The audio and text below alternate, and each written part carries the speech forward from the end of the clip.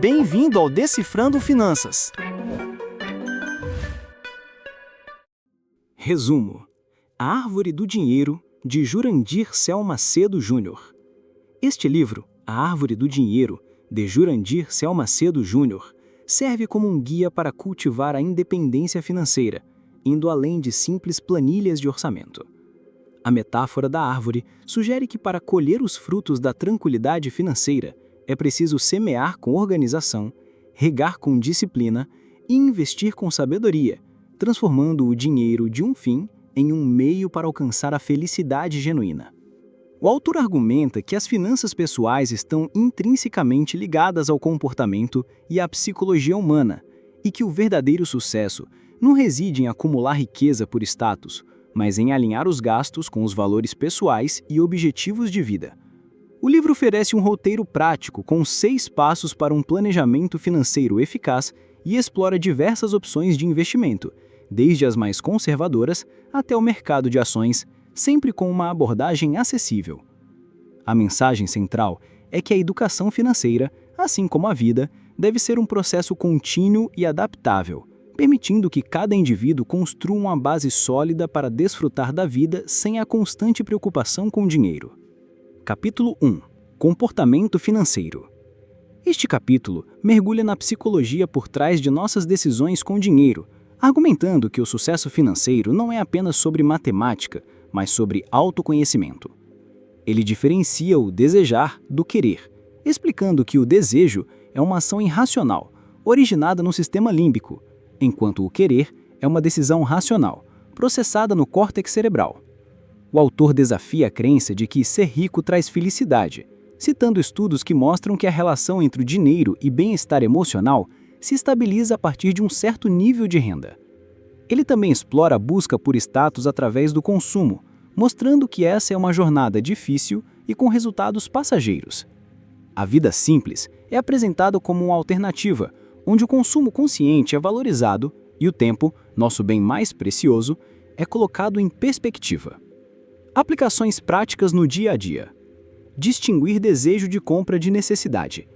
Antes de comprar algo, pergunte a si mesmo: eu realmente preciso disso ou apenas desejo?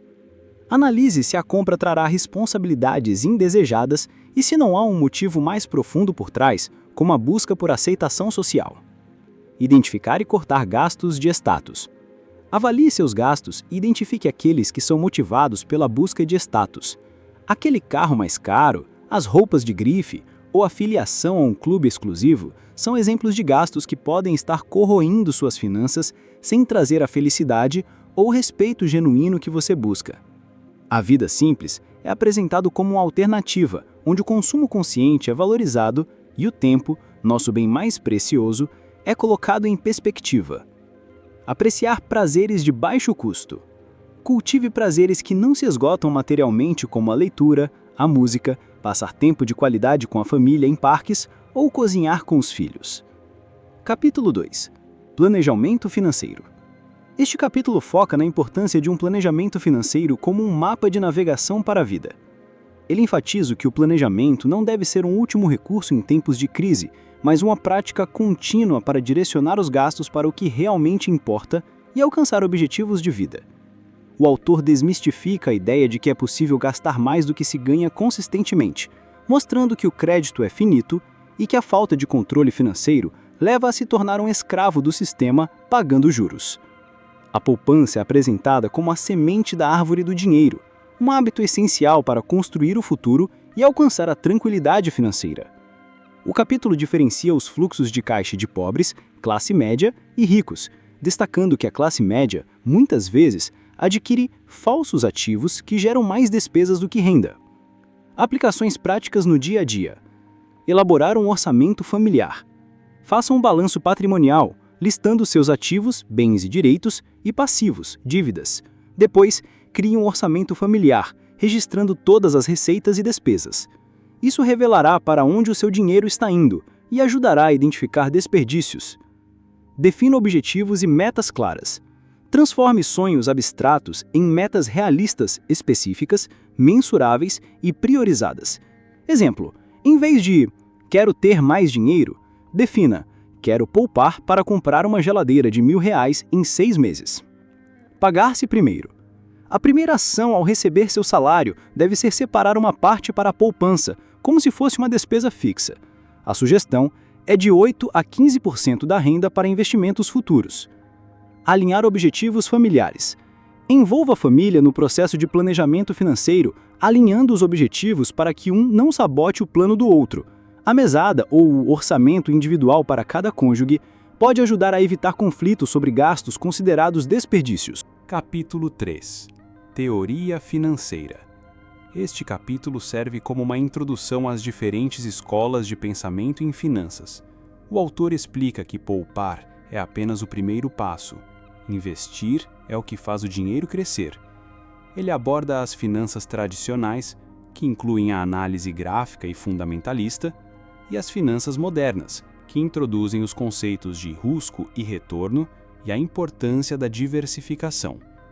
O ponto central da discussão é que, para o investidor individual, o mais sensato não é tentar superar o mercado, mas sim acompanhar sua média, pois é extremamente difícil para uma pessoa comum, sem dedicação integral, prever os movimentos do mercado.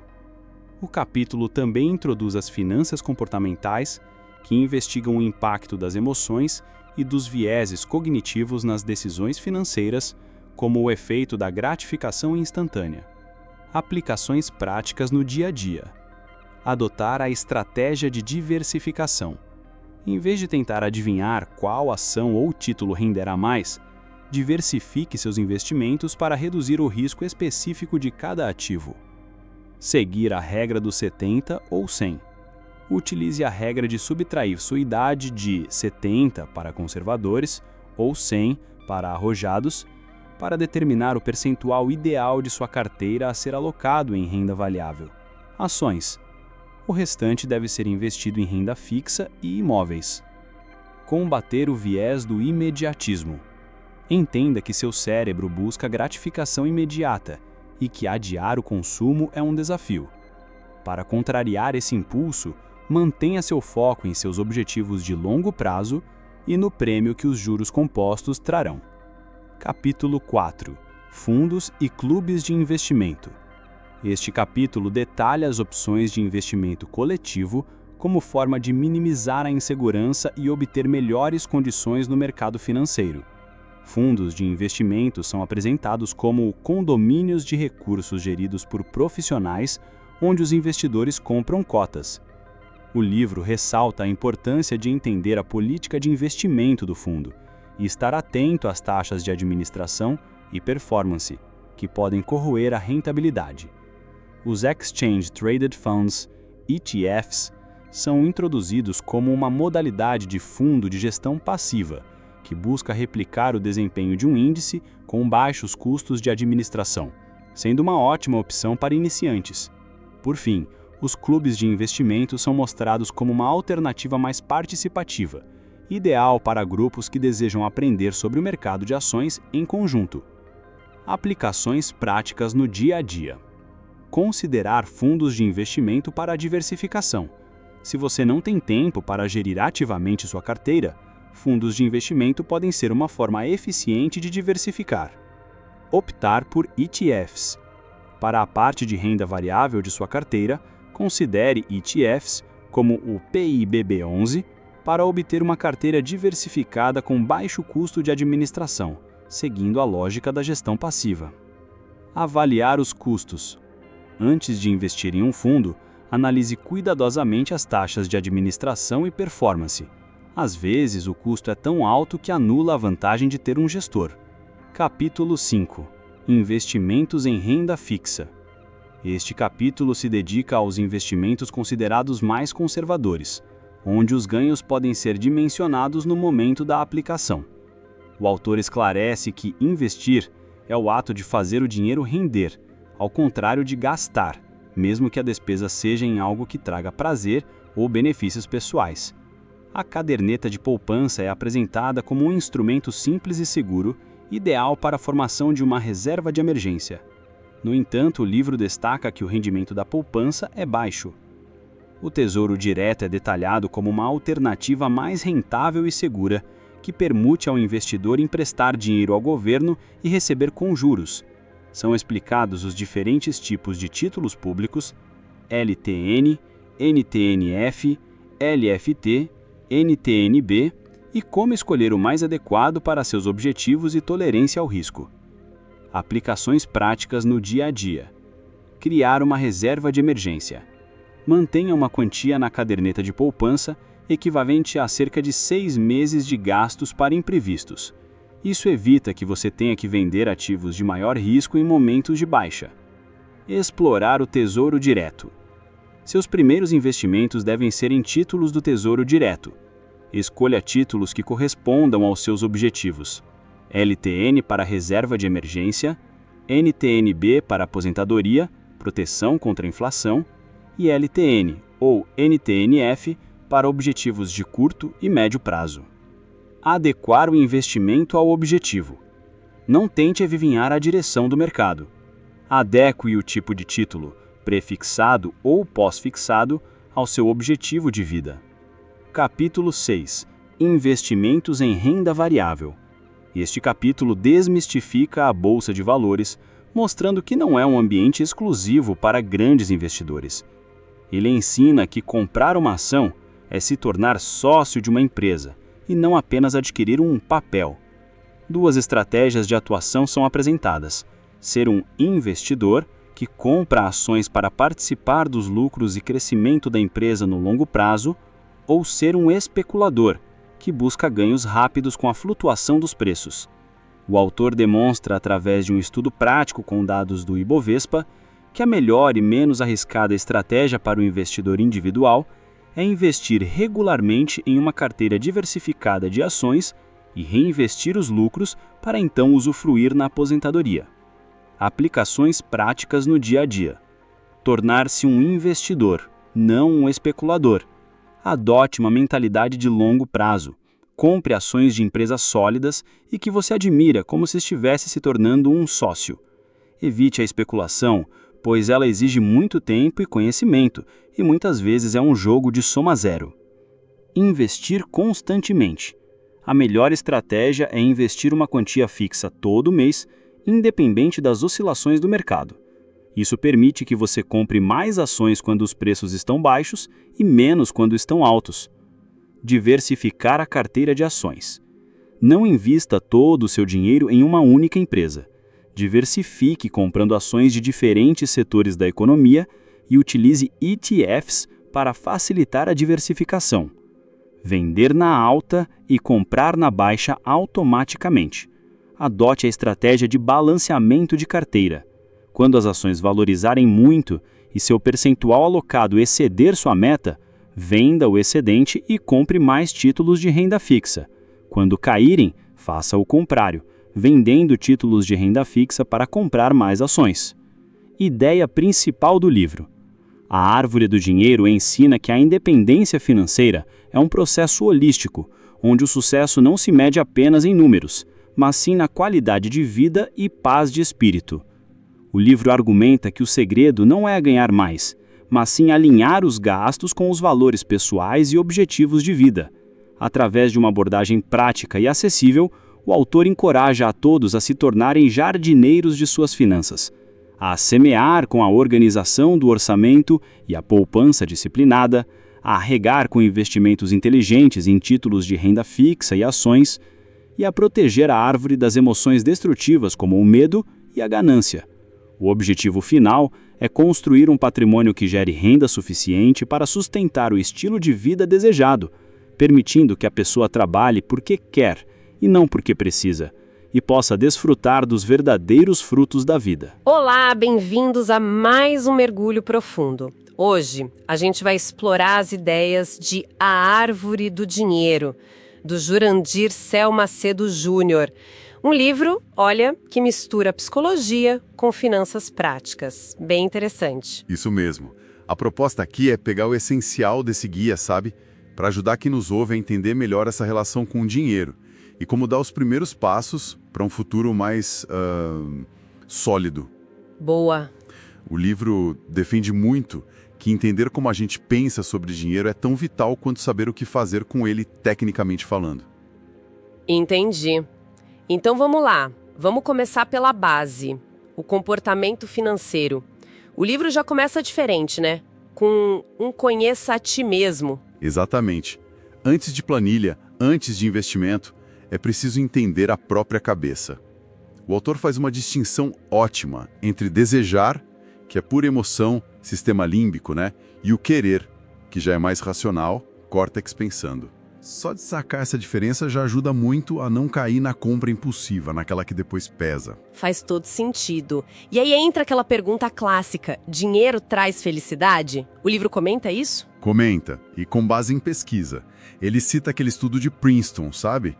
Que mostrou que a partir de um certo ponto, acho que eram uns $75 mil por ano no estudo original, mais dinheiro não aumenta o bem-estar diário. Ah, já ouvi falar disso. Pois é. Mas atenção, a falta de dinheiro, essa sim derruba a felicidade, causa infelicidade mesmo. A chave então, segundo o autor, não é só acumular, é usar o dinheiro naquilo que realmente te dá satisfação. E que às vezes nem custa tanto, né? Muitas vezes. Interação social, um hobby, coisas assim. O livro até bota lado a lado duas visões. A iluminista, que busca a felicidade satisfazendo desejos, e a estoica, que foca em controlar esses desejos. Bem legal para pensar sobre consumo hoje em dia. Uma boa reflexão, saindo um pouco da mente e indo para a ação. Planejamento financeiro. O livro também entra nessa parte prática, usa aquela fábula da cigarra e da formiga, né? Isso, para mostrar como é importante pensar lá na frente, ser previdente. E planejar não é só para quem está enrolado com dívida, não. É para direcionar o dinheiro para o que realmente importa para a pessoa. Certo. E como ele sugere começar? Na prática mesmo. Bom, tem um processo de 6 passos, mas o crucial, assim, são 2 momentos. Primeiro, entender a foto atual. Fazer um balanço patrimonial, o que eu tenho versus o que eu devo, sabe? Para saber o patrimônio líquido. Tipo um raio-x financeiro. Exato. E junto, um orçamento, para ver para onde o dinheiro está indo de verdade. Às vezes a gente se assusta com os gastos pequenos que, somados... Os ralos invisíveis. E o segundo passo crucial, definir objetivos. Mas não de qualquer jeito. Tem que ser claros, atingíveis. O livro usa a sigla SMART. Específico, mensurável, atingível, relevante e com prazo. Isso dá um norte, né? Com certeza. E tem uma dica que parece central. Pague-se primeiro. O que seria isso? Essa é a fundamental. É uma virada de chave. Antes de pagar qualquer conta, qualquer boleto, a pessoa separa um pedaço da renda. O livro sugere aí entre 8% e 15%. E esse dinheiro vai para quê? Para os objetivos de longo prazo. Para poupança, por investimento. É como se o seu eu do futuro fosse a conta mais importante do mês. Isso garante que a semente da árvore seja plantada todo mês, faça chuva ou faça sol. Nossa, que ideia forte essa. Tratar o futuro como prioridade. E aí, com essa semente plantada, como fazer ela crescer? O livro fala disso. Fala assim. Ele até usa uns modelos de fluxo de caixa inspirados no Kiyosaki para mostrar a diferença. Por exemplo, a classe média às vezes compra falsos ativos. Coisas que parecem riqueza, mas só dão despesa. Tipo um carrão que custa caro para manter? Exatamente. Enquanto quem constrói riqueza de verdade foca em ativos que geram mais dinheiro. Investimentos, imóveis para alugar, etc. A riqueza mesmo, segundo o livro, se mede pelo tempo. Quanto tempo seu patrimônio consegue bancar seu estilo de vida sem você precisar trabalhar? Entendi. Então, poupar é só o começo, a semente. O pulo do gato é investir para a árvore crescer e dar frutos. Perfeito. Investir é o que faz o dinheiro trabalhar para a gente. O autor cita as categorias básicas: ações, títulos, imóveis. O ponto é transformar aquela poupança em algo ativo, que gere renda, que faça a árvore ficar robusta. Ok, então resumindo esse nosso mergulho em a árvore do dinheiro, o caminho para a independência financeira começa dentro da gente, entendendo nossos desejos, essa relação dinheiro-felicidade, o que a gente valoriza de verdade. Isso, é uma parte de autoconsciência. E depois vem a parte prática. Planejar, saber para onde vai o dinheiro, definir metas SMART e o mais importante talvez, criar o hábito de se pagar primeiro. Construir ativos. Combinar a mente e a mão na massa, então. Exato. E a riqueza, como o livro define, não é só ter um monte de dinheiro. É ter o suficiente para viver como se quer, de forma sustentável, com o próprio patrimônio gerando o necessário. É ter a sua árvore lá, firme, dando frutos. E para a gente fechar, fica uma reflexão que o livro traz: calcular o nosso custo-hora. Quanto tempo da nossa vida a gente gasta trabalhando para comprar cada coisa? Será que essa troca do nosso tempo, que é o bem mais valioso, né? Será que vale a pena pelo que a gente consome? Uma ótima pergunta para cada um levar para casa e pensar, né? Fica a reflexão. Se você gostou do conteúdo, apoie o autor. Obrigado por assistir e não esqueça de se inscrever. Agora, vamos para o próximo vídeo.